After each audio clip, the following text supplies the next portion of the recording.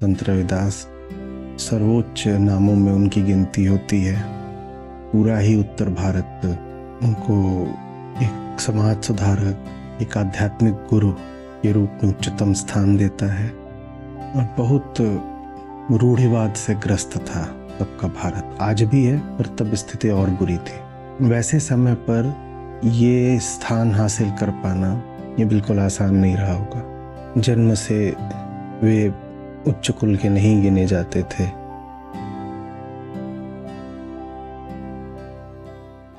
ऊंचे कुल के कारण ब्राह्मण को न होए, जो जानहि ब्रह्म आत्मा, रैदास कहीं ब्राह्मण सोए।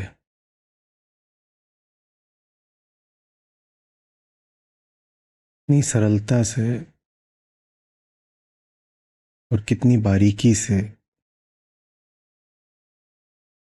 अध्यात्म का मर्म भी समझा दिया है।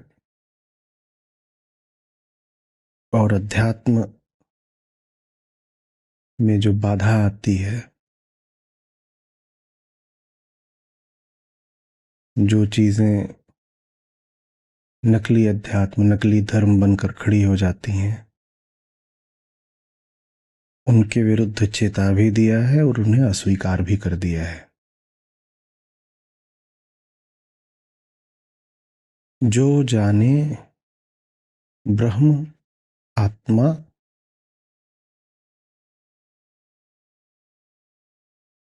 जो ब्रह्म को जानता हो, आत्मा को जानता हो और ब्रह्म को ही आत्मा जानता हो, वही ब्राह्मण है।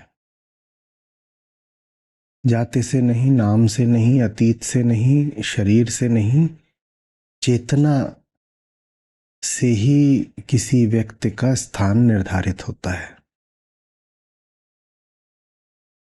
आप कहाँ पैदा हो गए, आपके पास रुपया पैसा कितना है, आपके पूर्वज कौन थे, कुल कुनबा, समुदाय, संप्रदाय क्या है आपका, ये सब बातें संयोग की हैं, देह की हैं। मनुष्य की पहचान न संयोग है, न समय है, न समाज है। मनुष्य की पहचान उसकी चेतना है। कैसी चेतना चाहिए? किस चेतना की बात कर रहे हैं संत रैदास यहाँ पर? सीधे आते हैं ब्रह्म और आत्मा पर। जो जब दुनिया को देखे, संसार को, तो उसे मात्र प्राकृतिक विविधताएं ही न दिखाई दे, उसे उन सब विविधताओं के पीछे का एकत्व भी दिखाई दे। विविधताएं उसको ही ज्यादा दिखाई देती हैं जिसके पास कामना होती है, जिसको भी दुनिया में अपना लालच आजमाना होता है। तो लालच किसी एक जगह तो कभी पूरा होता नहीं ना, उसके लिए बहुत सारे दरवाजे खटखटाने पड़ते हैं। तो ज़रूरी हो जाता है ये मान के चलना कि उस दरवाजे के पीछे जो है अलग है, उस दरवाजे के पीछे जो है वो भी अलग है, ताकि अगर एक द्वार बंद भी हो जाए, एक दरवाजे से निराशा भी मिले, तो आदमी अपनी कामना की आजमाइश किसी दूसरे दरवाजे पर कर सके।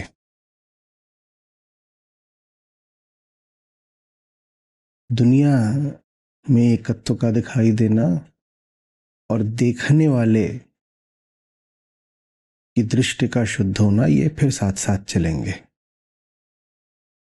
दृष्टि जितनी ज्यादा आत्मज्ञान की होगी, दुनिया की विविधता उतना कम अर्थ रखेगी। दृष्टि जितनी अहंकार की होगी, दुनिया उतनी विविध नजर आएगी और फिर आशा और कामना का कोई अंत नहीं होगा। आप बहुत जगह जोर आजमाइश करेंगे, हार पाएंगे, ठुकराए जाएंगे, चोट लगेगी, लेकिन उसके बाद भी आप जीवन भर अलग अलग जगहों पर कामना पूर्ति का प्रयास करते रहेंगे, ये सोच के कि अब जो प्रयास करने जा रहा हूँ उसका विषय अलग है। विविधता में आपका बहुत यकीन है ना, तो वहां जहां पहले आजमाया था वो अलग था, अब जहां जा रहा हूं वो भिन्न है, तो यहां सफलता मिल सकती है। ब्रह्म का अर्थ है संसार का एकत्व देख पाना। और संसार में एकत्व वही देख पाता है जो भीतर से आत्मस्थ होता है। बाहर ब्रह्म तभी है जब भीतर आत्मा है, और जब बाहर ब्रह्म है भीतर आत्मा है, तो बाहर भीतर का भेद मिट जाता है। अहंकार ही तो द्वैतात्मक दुनिया में जीता है ना, वो संसार है, ये मैं हूं, हम दोनों अलग अलग हैं, और हम दोनों में विषमता का रिश्ता है। संसार मेरे लिए खतरा भी है, और संसार मेरे लिए कामना पूर्ति का साधन भी है। ये अहंकार द्वारा निर्मित एक मानसिक मॉडल रहता है, वो दुनिया है, ये मैं हूं, द्वैतात्मक। संत रविदास निर्गुणी भक्ति से थे, द्वैत से बहुत ऊपर उठे हुए।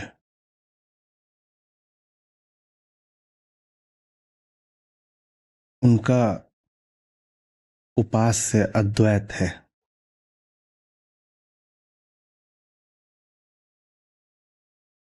तो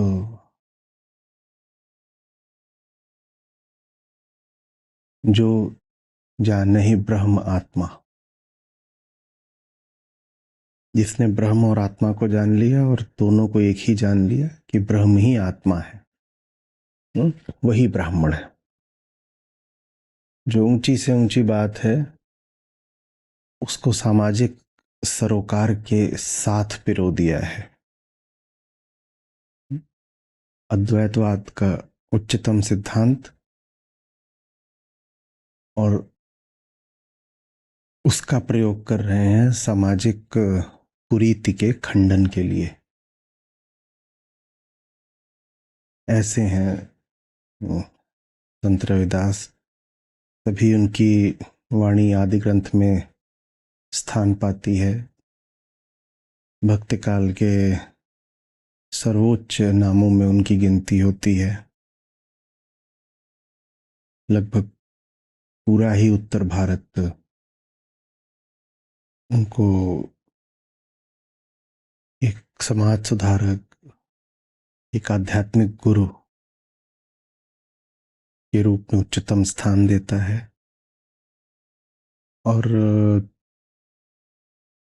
वर्ग, पंथ, मजहब, इन सब से हटकर उनको स्वीकृति और सम्मान मिला है।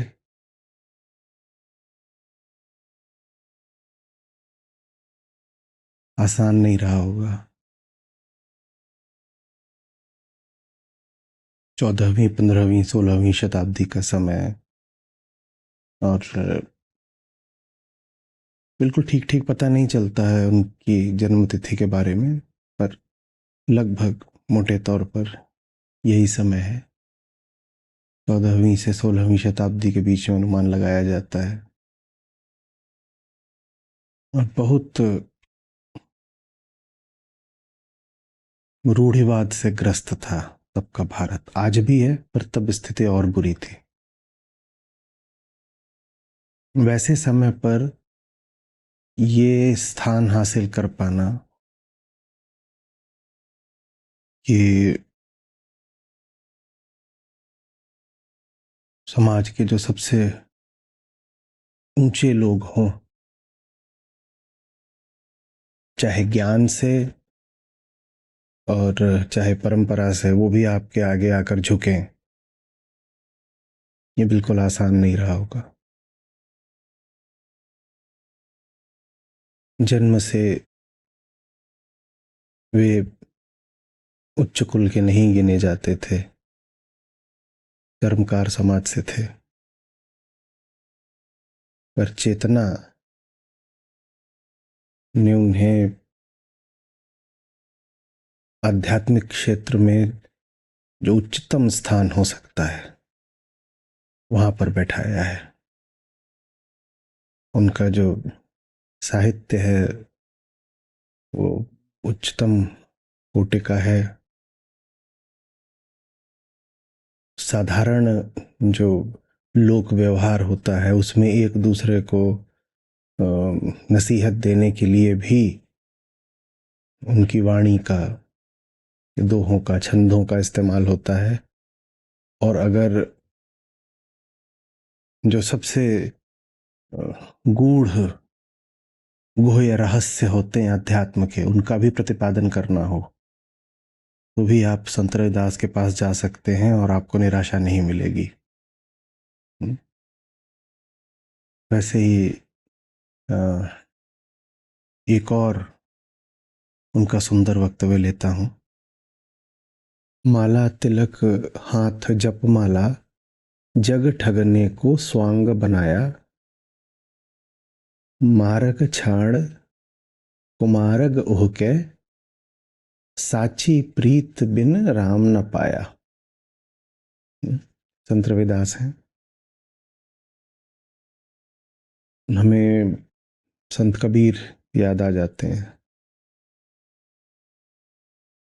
दोनों समकालीन ही हैं और दोनों का बनारस से बड़ा गहरा संबंध है।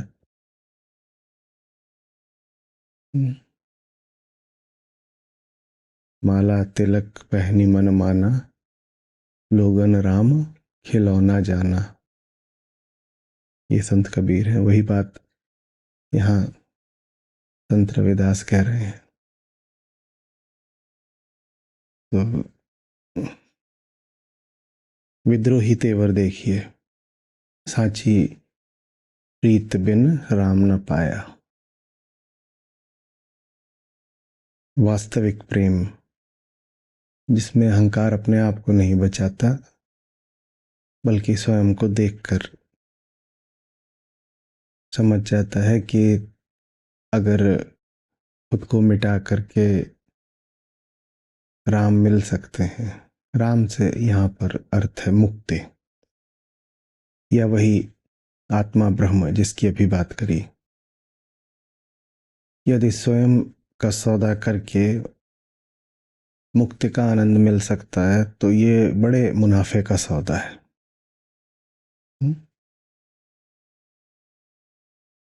इतने मुनाफे का सौदा है कि आदमी बिल्कुल तत्पर हो जाता है, हिचा चला आता है कि नहीं मुझे ये करना है, ये स्वयं को मिटाना है और जो मेरी उच्चतम संभावना है उसको पाना है। साची प्रीत बिन राम न पाया। एक और तो यहाँ मुक्ति के प्रति गहरी निष्ठा देखने को मिलती है और दूसरी ओर बागी तेवर, जग ठगने को स्वांग रचाया। खुली बात, ये माला तिलक और ये सब जो तुम कर रहे हो जब तक, इसमें प्रेम कहीं नहीं है, इसमें सच्चाई कहीं नहीं है। इसमें बस तुम जो तुम्हारे क्षुद्र स्वार्थ हैं उनकी पूर्ति करना चाहते हो। तुम दुनिया को क्या तारोगे? तुम तो खुद ही 100 तरह के बंधनों में फंसे हुए हो। तुम्हारा तो इरादा भी नहीं है करने का। तो पहले तो उल्हाना है, डांट है, और फिर उसके बाद रास्ता भी बता देते हैं। कहते हैं कि सही राह पकड़ो, और सही जो राह है वो सत्यनिष्ठा की है। सत्य के प्रति बेशर्त प्यार, वही राह है। और वो राह ऐसी है जिसमें ज्ञान और प्रेम एक हो जाते हैं। क्योंकि अहंकार खुद को छोड़ेगा ही नहीं जब तक खुद को जानेगा नहीं। वो आत्मा से प्यार कर सके उसके लिए जरूरी है कि पहले वो खुद को जाने। तो जानना और प्रेम ये साथ साथ ही चलते हैं।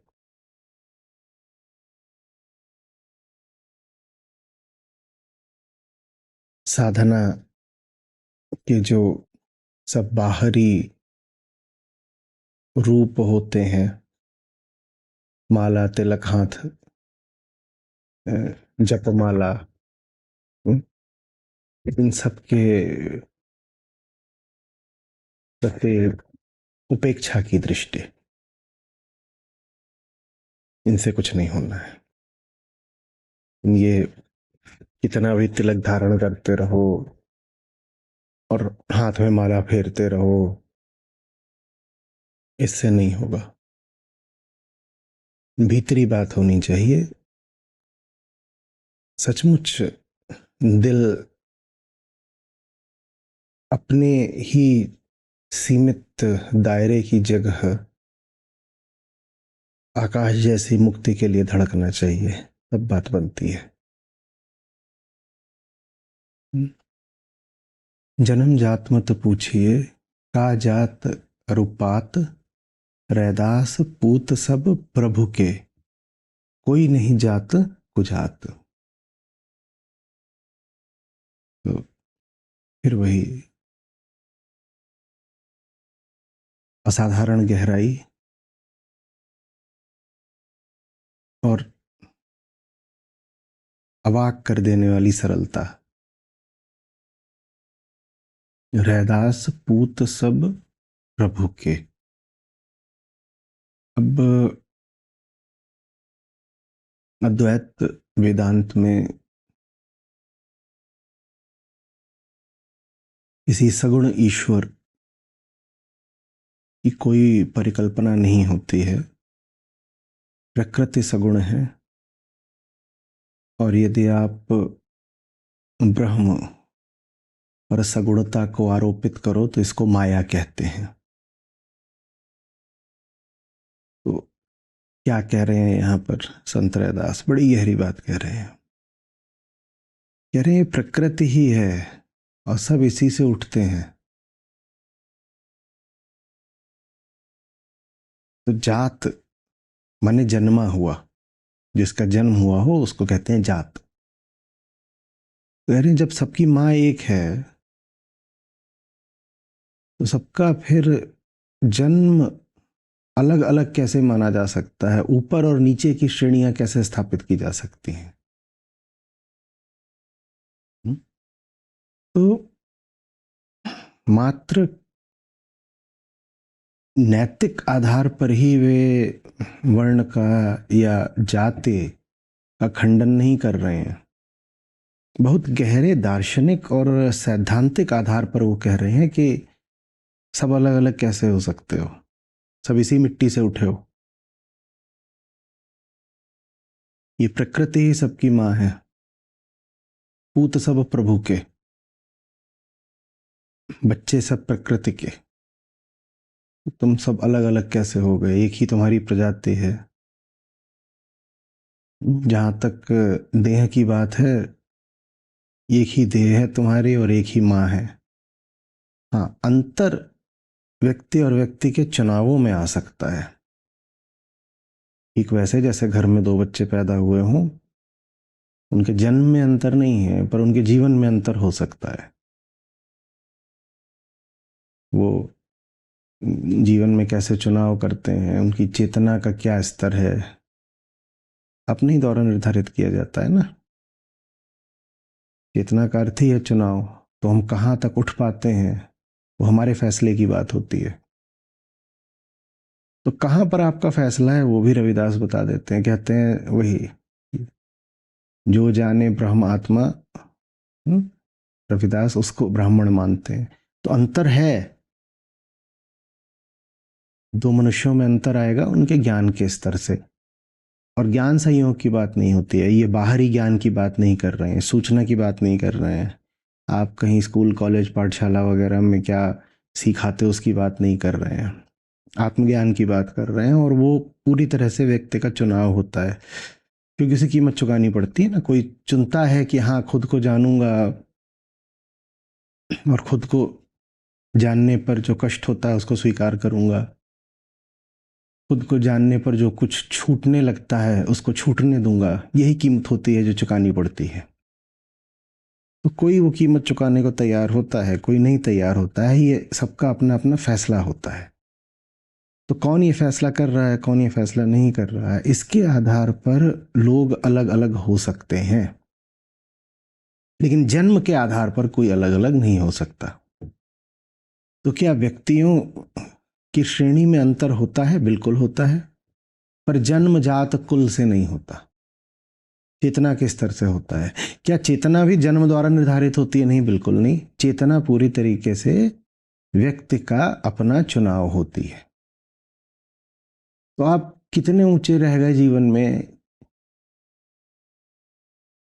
और कितना आपने जीवन के अवसर को गंवा दिया, यह आपके ऊपर है।